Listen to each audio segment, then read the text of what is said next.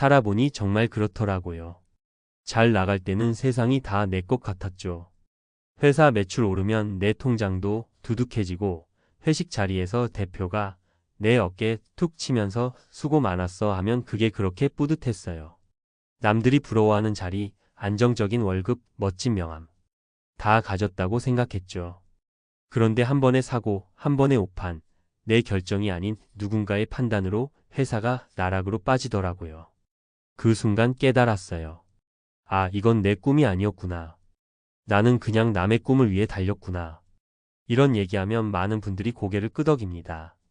왜냐면 우리 대부분이 그렇게 살았으니까요. 어려서부터 부모님이 좋은 회사 가야 한다. 연금 잘 나오는 직장 잡아라 해서 그게 정답인 줄 알았죠. 사실 그게 틀린 것도 아니에요. 문제는 거기에만 올인했을 때예요. 회사가 무너지면 나도 무너진다는 거. 내 인생인데 주도권을 내주고 살았던 거죠. 저도 예전에 치킨집 하시는 분들, 새벽에 국밥 끓이시는 분들 보면 솔직히 마음속으로 저렇게까지 해야 하나 싶었어요. 힘들어 보여서 안쓰럽기도 하고요. 그런데 지금은 생각이 완전히 달라졌어요. 적어도 그분들은 자기 일을 하잖아요. 사장님이 바뀐다고 일자리가 없어지지도 않고 갑자기 월급이 끊기는 일도 없어요. 물론 자영업이 쉽냐 하면 천만에요. 힘들죠.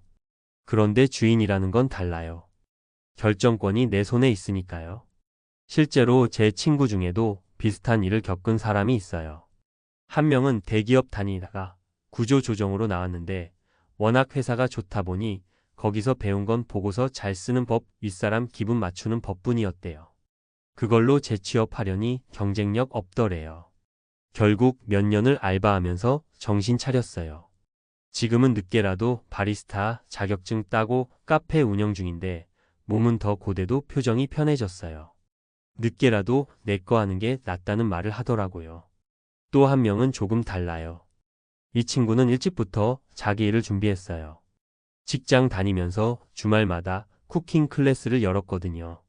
돈은 크지 않았지만 노하우가 쌓였고 퇴사할 때쯤에는 단골도 생겼어요. 회사 나와서 바로 작은 공방을 차렸는데 지금도 어렵다고는 하지만 굶지는 않아요. 무엇보다 내가 주도권을 쥔다는 게 그렇게 좋대요. 힘들어도 누구 눈치 안 봐서 좋아라더군요. 그리고 마지막으로 들려드릴 얘기는 제 선배 이야기예요.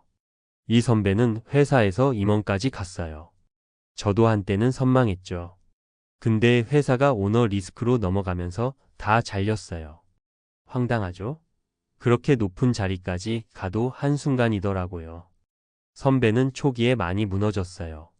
명함이 사라지니 자신감도 사라지고 사람들도 떠나가더래요. 그러다 결국 동네에서 작은 문구점을 차렸어요. 한 번 갔는데 진열대 먼지 닦으면서 손님들 맞이하는 선배 표정이 밝더라고요. 사람이 내려놓으니까 살만하다. 지금은 내 장사니까 하루하루가 소중하다고. 그 말이 참 울림이 있었어요.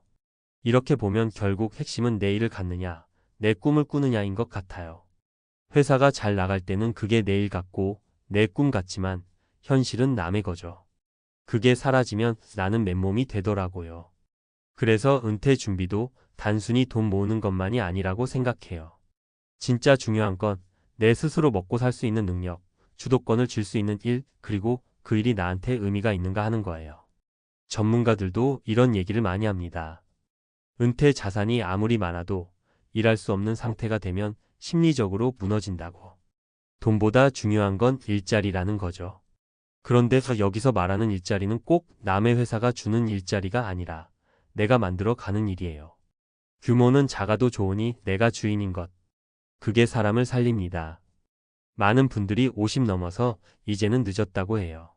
저도 한때 그렇게 생각했어요. 그런데 제 주변 사람들 보면 50이든 60이든 늦게라도 자기 일을 시작하는 사람들이 있어요. 처음에는 다들 불안해하고 쭈뼛쭈뼛했는데 시간이 지나면서 달라지더라고요. 몸은 더 힘들어도 표정이 편해지고 삶이 단단해져요. 그래서 저는 지금 40대 후반, 50대 초반이라면 꼭 한 가지를 권하고 싶어요. 당장 회사를 나가라는 게 아니라 지금이라도 내 일을 준비하라는 거예요. 주말에라도 퇴근하고라도 온라인이든 오프라인이든 내 이름 걸고 뭔가를 해보세요. 돈이 바로 되지 않아도 상관없어요. 그게 내 거라는 사실이 중요해요. 그게 진짜 은퇴 준비입니다. 회사가 내 인생을 보장해 주지 않습니다. 오히려 회사가 잘 나갈수록 그 울타리에 너무 기대면 나중에 더 위험할 수 있어요. 언젠가 내 발로 걸어 나올 수 있도록 내 삶의 주도권을 조금씩이라도 찾아와야 해요. 저는 이걸 너무 늦게 깨달았지만 아직 늦지 않은 분들이 더 많이 깨달았으면 좋겠습니다. 남의 꿈을 위해 달리는 것도 좋지만 최소한 내 꿈 하나쯤은 꼭 준비하시길 바랍니다. 솔직히 말해서 내일을 준비한다는 말이 말처럼 쉽지는 않죠. 직장 다니면서 시간도 없고 몸도 힘들고 무엇보다 내가 뭘 할 수 있을까? 막막한 분들이 많아요. 저도 똑같았어요. 그래서 이번에는 조금 더 구체적으로 정말 누구나 활용할 수 있게 현실적인 팁과 사례를 말씀드릴게요. 첫째, 내 능력과 경험을 재정리하는 게 출발점입니다. 많은 분들이 나는 회사에서 배운 거밖에 없어라고 해요. 그런데 그게 엄청난 자산입니다. 예를 들어 제조업 관리직이면 품질 관리, 프로세스 개선, 원가 절감 경험이 있죠. 서비스업이면 고객 응대, 클레임 처리, 교육 경험이 있고요. 이걸 그냥 회사에서 한 거라고 치부하지 말고 적어도 A사 한 장으로라도 나열해 보세요. 이걸 역량 정리라고 합니다. 전문가 코칭을 받아도 결국 이 작업부터 해요. 왜냐면 이게 자기만의 무기가 되거든요. 제가 만난 54세의 한 분은 건설사에서 공사 관리만 25년 했어요. 명함 없어지면 아무것도 못할 줄 알았다더군요. 그런데 경력 정리하면서 안전교육 가능, 견적서 작성, 팀 리더 경험, 발주처 협상이 다 나왔어요. 이걸 살려서 은퇴 후엔 작은 인테리어 컨설팅을 시작했어요. 처음엔 한 달에 한두 건, 지금은 월 300만 원 정도 안정적으로 들어옵니다. 돈도 돈이지만 내가 이걸 할 수 있구나 하는 자존감이 가장 크대요. 둘째, 소규모로 아주 작게 시작해 보세요. 많은 분들이 창업이라면 억 단위 투자 생각부터 해요. 그래서 무섭죠. 그러나 진짜 중요한 건 작게 테스트하는 능력입니다. 요즘은 온라인 플랫폼이 너무 잘 돼 있어서 돈 거의 안 들이고도 시도할 수 있어요. 예를 들어 요리 잘하시는 분은 쿠킹 클래스, 밀키트 소량 판매, 온라인 강의, 재능 공유 플랫폼 타링, 클래스 100일 등에 등록하면 비용이 거의 안 들어요. 글 잘 쓰는 분은 블로그, 브런치 글 쓰기부터 시작해서 전자책 내기도 하고요. 심지어 농촌에 계신 분이 농사 지으면서 유튜브로 소소하게 농사 노하우를 나누다가 광고 수익으로 월 50만 원 넘게 버는 경우도 있어요. 제가 상담한 분 중 한 분은 58세 퇴직자였어요. 회계팀 근무 30년, 다른 거 못한다고 했어요. 그런데 본인 말로는 부동산 임대 관리비 계산서 잘 만들고 소규모 사업장 세무 기장 처리해주는 거 자신 있다더군요. 그래서 정말 소규모로 지인 두세 명부터 시작해 봤어요. 첫 해엔 월 20만 원 벌던 게 소개가 돌고 돌면서 2년 만에 월 150만 원 고정 수입이 생겼어요. 오프라인 광고도 안 했어요.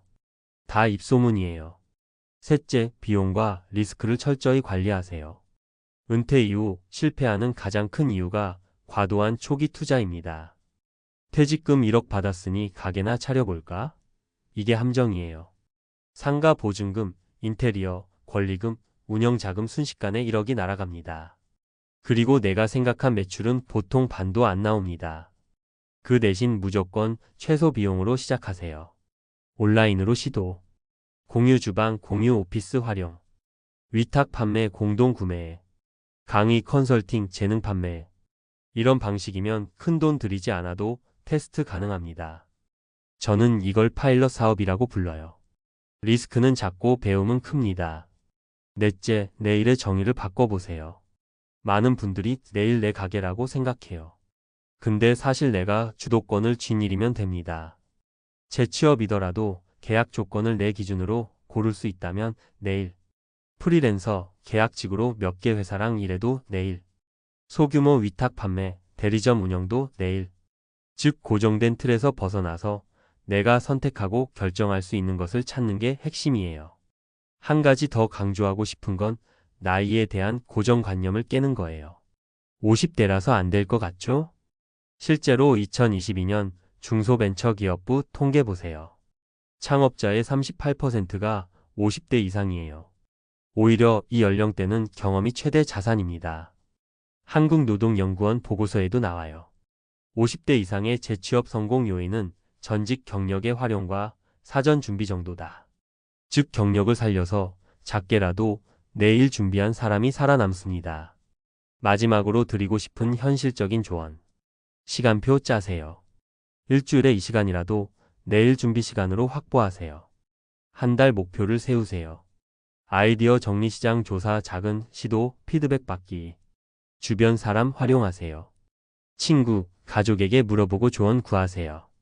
나 부끄럽더라도 의견을 받으면 생각이 현실화됩니다. 지금까지 말씀드린 건 전문가들이 수백 명의 은퇴자들 코칭하면서 검증한 방법이에요. 결국 핵심은 이겁니다. 내가 주도권을 쥘 수 있는 일 하나는 꼭 만들어라. 크든 작든 돈이 많이 되든 적게 되든 상관없어요. 그거 하나가 은퇴 후에 내 안전망이자 자존심이자 행복의 원천이 됩니다. 부디 지금이라도 한 발 내디드세요. 그 한 걸음이 50대 이후 인생을 완전히 바꿔놓을 수 있습니다.